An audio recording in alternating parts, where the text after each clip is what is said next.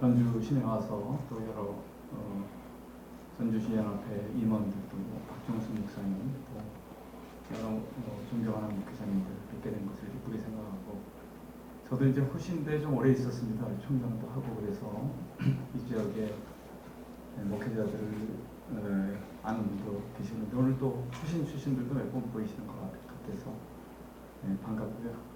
제가 한 20분 정도 얘기하기로 했는데 20분 하면 또 교수님들 강의 시간이 좀 줄어들 것 같아서 제가 시계 이렇게 하고 한 15분 정도 이렇게 하도록 하겠습니다. 제가 간단히 그냥 서론적인 얘기를 하고 그 교수님들, 저희 교수님들 같이 오셨는데, 또 우리 동문회에서도 좀 그 실천신대 동문회에서도 다 목회 바쁘신 분들인데 서울에서 이렇게 와주셔서 다시 한번 감사드립니다. 이번 주제가 뉴 노멀 시대의 교회와 목회라는 그러한 주제로 하게 됐는데요. 새로운 노멀이라는 것이죠. 이 노멀이라는 말은 뭐 정상의 표준이 되는 일상의 이제 그런 형용사로도 쓰이기도 하고 명사로도 쓰이기도 합니다. 이제 노멀이라는 말이 뭐 표준이라든가 일상이라든가 그 다음에 이제 정상이라든가 정상적인 뭐 이런 뜻도 있고 그런 건데, 뉴모랄이라는 말을 우리말로 번역하게 되면 새로운 기준, 새로운 표준, 또 새로운 일상, 뭐 그 정도로 그 번역이 될 수 있는 라고 볼 수 있습니다. 이 노멀이라는 말이 이제 영어의 그 명사형으로서는 롬이라는 것을 쓰잖아요. 헬라어에서는 이 놈이라는 말을 노모스라고 쓰는데, 이 노모스라는 말이 법이라는 말 또는 규범이라는 뜻, 이런 뜻을 가지고 있습니다. 그러니까 우리가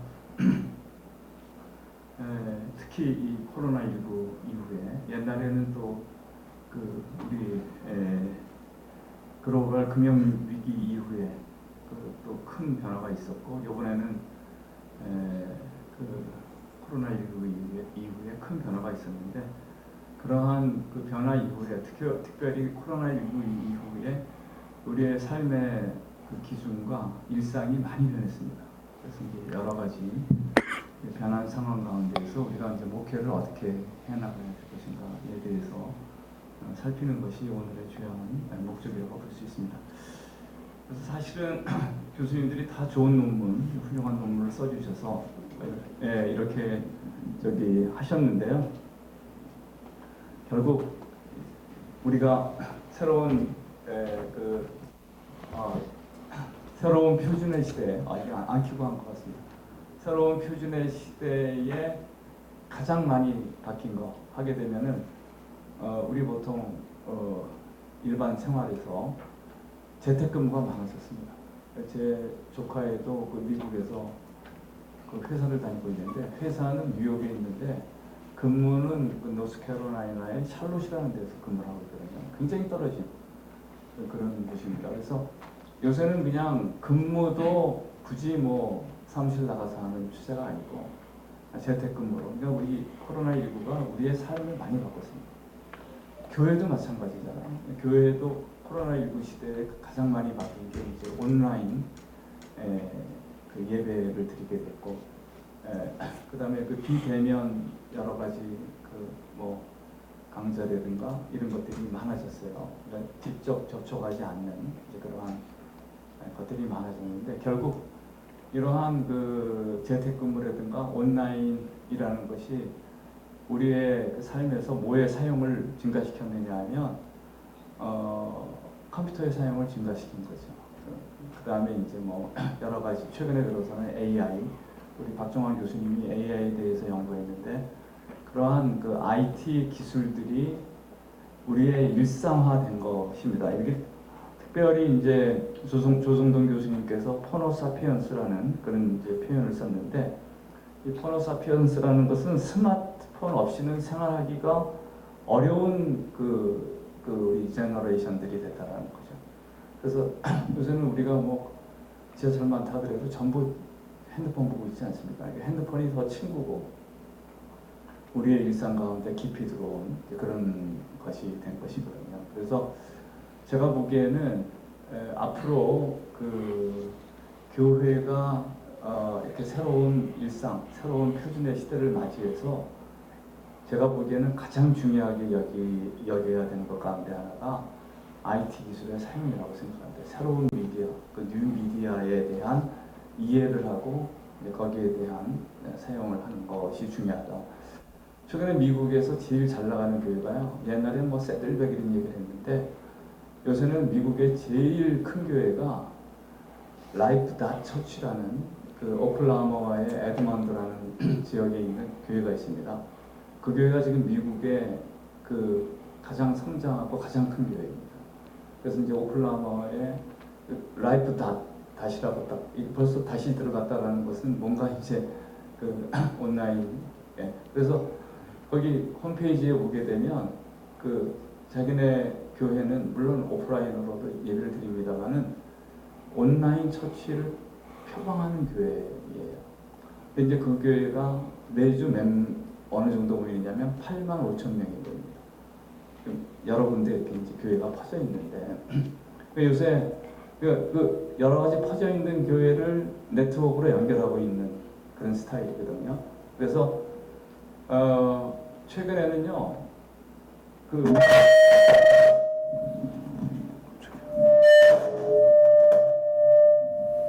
마이크 두 개라. 두 개가 되는 것 같습니다. 네. 네, 그래서 됐어요. 그 최근에는 그 미국에서 제일 잘 나가는 교회가 뭐를 잘 사용하는 교회냐면 인터넷을 잘 사용하는 교회예요. 그러니까 이거를 우리가 깊이 한번 알아야 됩니다. 지금 온라인의 사용이라는 것은 교회가 해도 되고 안 해도 되는 게 아니에요. 여기에 전력을 다해서 해야 될 그러한 거라고 생각합니다. 우리가 새로운 미디어의 출현에 대해서 너무 우습게 생각할 때가 많은데요. 새로운 미디어가 나오면은요, 교회가 거기에 대해서 굉장히 적응하는 것이 필요하거든요. 지금 그 기독교 역사상 그 기독교가 이제 여러 미디어를 사용했는데 이 성경이라는 것은 일종의 이제 인쇄가 된 건데 인쇄가 되려면 글자가 필요하잖아요. 근데 성경은 미디어로서 뭐를 사용했느냐면 헬러 가운데 코이네를 사용한 거예요. 그러니까 이 성경이라는 것이 히브리어나 아람어로 쓰여진 책이 아닙니다. 그렇게 됐으면 오늘날 같은 세계적인 종교가 안 됐을 거예요. 이게 이제 그 당시에 보편적인 언어. 코이네는 또 시장 통해서 쓰는 일상 언어거든요. 고급 언어가 아닙니다. 보통 사람들이 평균적으로 쓰는 언어였거든요. 그래서 이 코이네라는 아주 친근한 언어를 가지고 성경이 쓰여진 거거든요. 그러니까 그 성경을 쓰는 사람도 그 당시에 가장 영향력 있는 미디어를 채택한 것이거든요. 그래서 그랬기 때문에 오늘과 같은 세계적인 종교로서 우뚝 서게 됐다 이렇게 생각할 수 있고요. 또 한 개 미디어의 사용에 있어서 아주 중요한 계기가 됐던 게 종교개혁 시대입니다. 이 종교개혁 시대에 새로 나타난 그 미디어라는 게 금속활자였어요. 금속활자로서 많은 것을 그 인쇄를 쉽게 할 수 있었거든요. 옛날에는 성경이 그냥 일반 사람들은 들고 있지 않고 교회에 한 개 정도 있었습니다. 성당에 한 개 정도. 굉장히 성경이 귀했어요. 그러나 이제 인쇄 기술로 말미암아 대량 생산이 가능해졌고 모든 신자들이 성경을 손에 들고 보기 시작했거든요. 그래서 그렇게 성경이 그 개인의 손에 들어왔기 때문에 신학을 바꾼 겁니다. 종교개혁자들이. 종교개혁의 핵심은요. 성경을 해석하는 권한을 교회에서 개인에게 준 거예요. 만인설계설이라는 게 그런 내용입니다.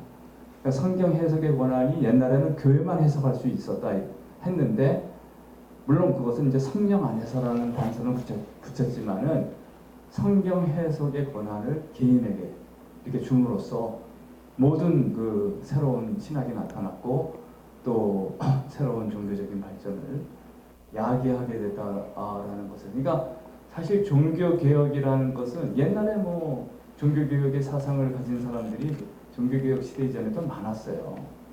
근데 그때는 영향을 많이 주지 못했습니다. 왜 그러냐면은 이게 그 영향을 주려면은 뭔가 팜플렛 같은 거를 빨리빨리 찍어가지고 뭐를 해야 되는데 인쇄 기술이 없으니까 그게 불가능한 건데, 그러나 종교개혁 이후에는 이 금속활자를 가지고 있는 사상을 빨리 퍼뜨릴 수 있는 길이 생긴 겁니다. 그래서 사실은 우리가 이 새로운 기술이라는 것이 신학적인 변화를 야기하게 되어 있습니다. 이게 우리 자연과학의 기술이라는 게 과학적인 내용으로 끝나는 게 아니고 기술적인 내용으로 끝나는 게 아니고 우리의 사고, 우리의 생각과 가치에 영향을 주는 거거든요. 그래서 우리가